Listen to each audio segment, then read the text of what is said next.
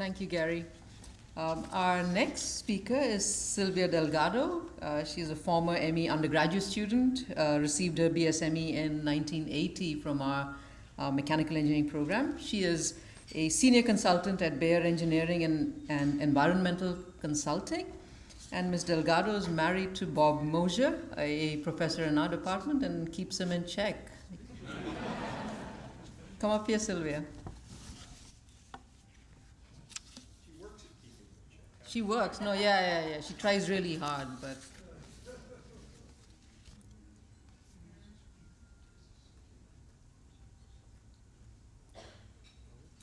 Thank you. I was very pleased to have a chance to say a few words about Phil, and I want to share with you one of my favorite stories. And this story really illustrates Phil's special commitment that he's had for many years to encouraging girls and minority students to get into engineering. And he's been doing this for many years, and I know this for a fact because I met him when I was in high school, and that was in 1975. And I came for what I think was the first Minority Introduction to Engineering summer program that was held at UT. And Phil was one of the faculty team that did that program. And it was great. Great summer experience for me. I was going to a pretty small all-girl Catholic school, and honestly, I didn't have a clue what engineering was at all. And that program really got me excited about what it would be like to major in engineering. And Donna was there too. She helped out with the picnics and the social events that we had during that time, and it was really a lot of fun. But meeting Phil, he made such a big impression on all of us because he was just so smart and really enthusiastic and just a great role model. So based on that experience, there was a group of us that did decide to come and to UT and major in engineering. And so I came, and it was my freshman year, and I really liked it, but my family was really struggling, and they really couldn't afford to send me to college. So it was Thanksgiving, and I had run out of money, and I didn't have anything to be able to come back for the spring semester, and I really didn't know what I was going to do. But I remember I came back from Thanksgiving and came to the dorm, and it was a Sunday night, and the dorm didn't serve dinner that evening, but I didn't go out for pizza because I only had $2. That was all I had left, and it was all in quarters. So the next morning, the incredible thing was I had received a note to come by Professor Schmidt's office, and it said that he needed to talk to me. So I go to his office, and he starts telling me that he has nominated me for a full 4-year scholarship that was being sponsored by Shell Oil. And I had won.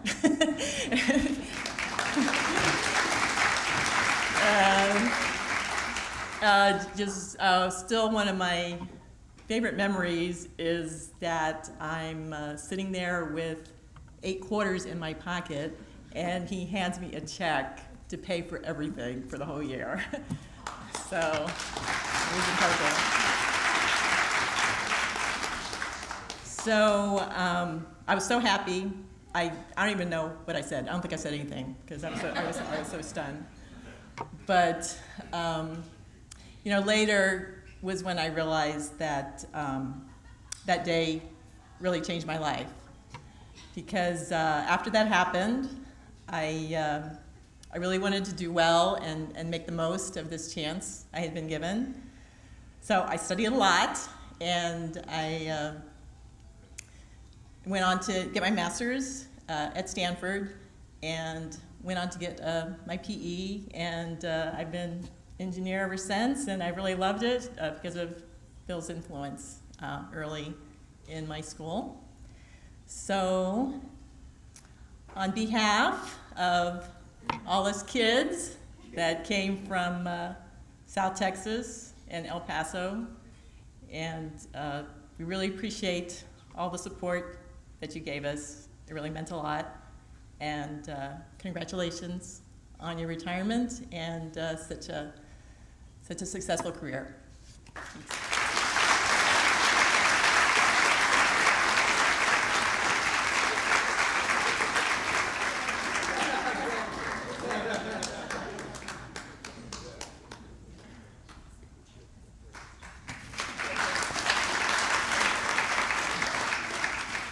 Thank you, Sylvia. Our next speaker is Professor David Bogard from our Department of Mechanical Engineering. All of you know David. He's our Associate Chair and is central to the department's functioning. David's a member of the Thermal Fluids Group and is very well known in the area of turbine blade heat transfer. That's what his research is in. Come on up, David.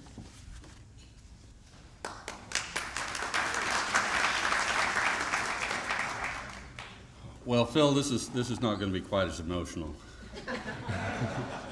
I really appreciate being asked. I loaned you lunch money. You remember that? Well, my major focus in what I'm going to talk about is actually a meeting that I'm wondering whether you still remember. It was actually on the first day, my very first day at UT, Thursday, 4 days before school was going to start. And but before I get into that, I should say that when I thought about all the interactions I had with Phil over the years, I thought about a lot of the things that he had taught me to do. I don't know if he remembers a lot of them, but Phil had was really instrumental in putting together what's called the Measurements and Instrumentation course. And when I first started as a faculty member, I was told I was being honored to take over that course. And which I did, and Phil taught me a lot of what we needed to teach the students in that course, and it was a really good experience. But I didn't want to get into that because that's kind of boring. Then I thought about all the interactions I had with Phil when he was coming up with this proceed idea. A lot of these ideas he bounced off of me, and I remember thinking, where's he coming up with this stuff anyway? But again, he convinced me that this was a great idea, and I was the one that I should be changing the fluids lab and the heat transfer lab and all these labs following the idea of proceed, project-oriented engineering education, and I have to admit, it did work, Phil. I think our labs are a lot better than they were beforehand. But actually, that's kind of boring. Then I thought about the fact that Phil was a person who I think was one of the first people in our department who used this new device called an IR camera. And he introduced it to me.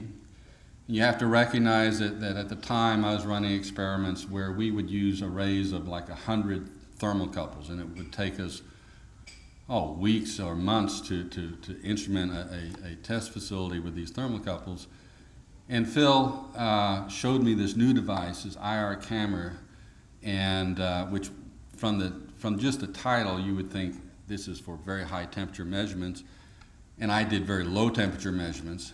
And Phil said, look, if you can calibrate it, you can use it. And Phil was right. And in fact, I was one of the first people to use IR cameras in the thermal gas turbine area, and has been really the key to my success. But again, that's kind of boring.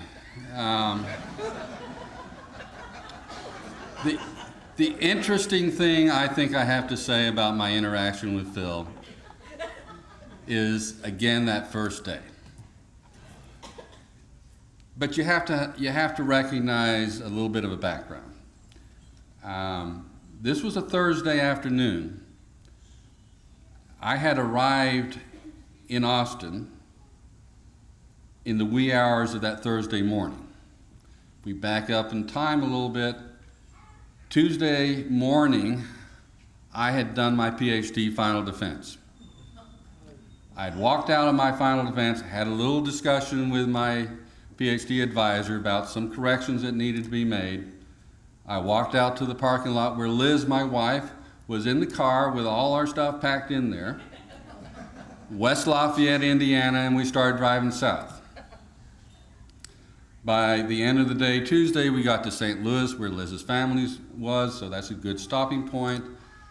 Wednesday morning, we got off to drive down to Austin, Texas. We arrived at like 2 o'clock in the morning, Thursday morning. I get up at 8 o'clock in the morning for my first day on my first real job. I'm introduced to all the faculty early Thursday afternoon. We have a faculty meeting. Grady Rylander introduced me to all the faculty as a young new faculty member. In the introduction, he asked me, did you actually pass your final defense? I said, I think so. After that meeting, the first faculty member to come up to me said, it was Phil Schmidt. I don't know if you remember this. Phil came up to me and said, Dave, you need to come to my office. I've got an opportunity for you. Remember that, Phil? I've used that line. So we go off to his office, which actually was a little bit depressing. This was the last year we were in Taylor Hall, and the offices were not really that great. So I go into Phil's office, and he starts talking about an academic career and on what's important, and then he finally gets to this point that I need to be writing proposals.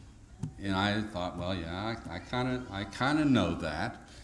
And he says, there's an opportunity for this proposal that you can write. It's an internal thing at UT, and so the competition's not so great, and I think you really ought to work at getting this proposal done. Well, I'm thinking, oh, that's fine. And then he says, and it's due tomorrow. Now, even now in this day and age, that sounds kind of crazy. Think back, this is 1982. There are no personal computers. There's not like go home, jump on your computer and put out a document. When you put out a proposal back then, you wrote something and you gave it to your secretary, and you hoped that she could type it in time, that you could put it in mail. This is snail mail, and send it off somewhere. You couldn't go to the web and research some topic that you could throw together. Well, so back to the point. I'm sitting there, and Phil Schmidt has just said, you have to write this proposal by tomorrow morning. And I'm thinking, this guy's an idiot.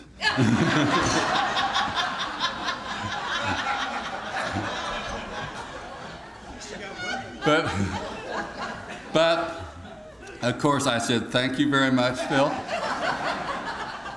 I'll work on it. Phil, I have to wait until your retirement. I never put that proposal together.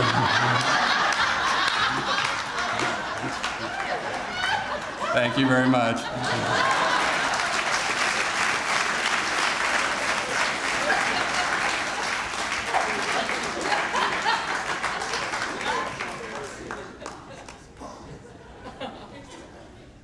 Well, there'll be an opportunity for all of you to make your true confessions after we're done with this. Our next speaker is Amy Abel, who's a former graduate student in 1987. She earned a Master of Arts, which I believe is no longer offered in mechanical engineering. She was a graduate student of Phil's, and she works at the Library of Congress in Washington, D.C. as an analyst in the Congressional Research Service. Come on up, Amy.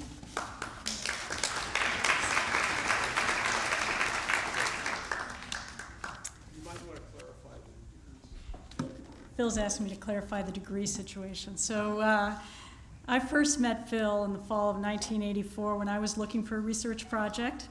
At the time, I was pursuing my master's degree in one of those other engineering buildings.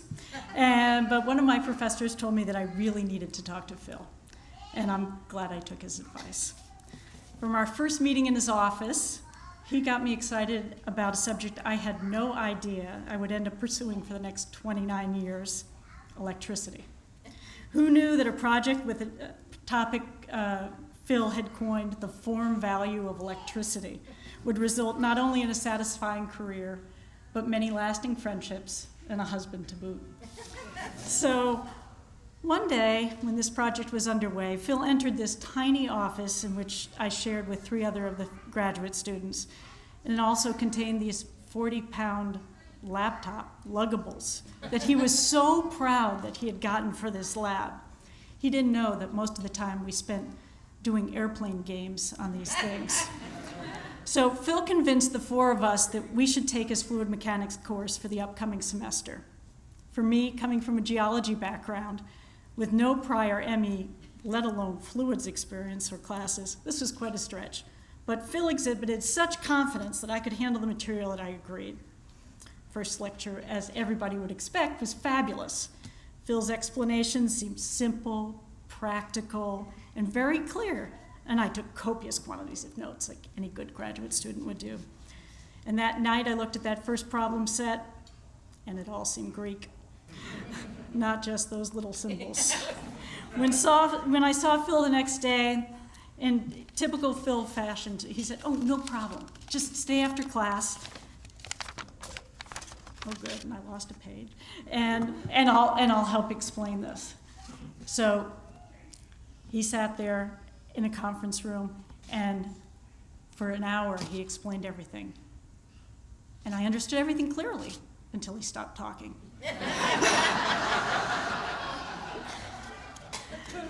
So this spring, I was down here with my son, who's an 18-year-old, and Phil decided he was going to take time out of his busy day to show my son around.